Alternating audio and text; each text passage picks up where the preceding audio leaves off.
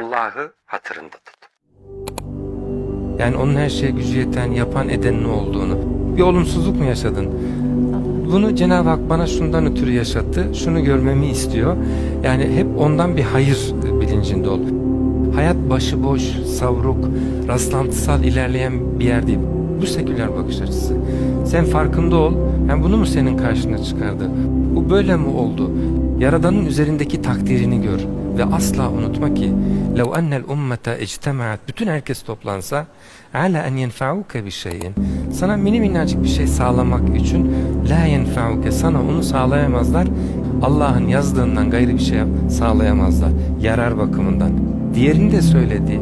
Hepsi toplansalar ala en yadurruka bir şeyin sana birazcık zarar vermek üzere veremezler o zararı Allah'ın yazdığından gayrı.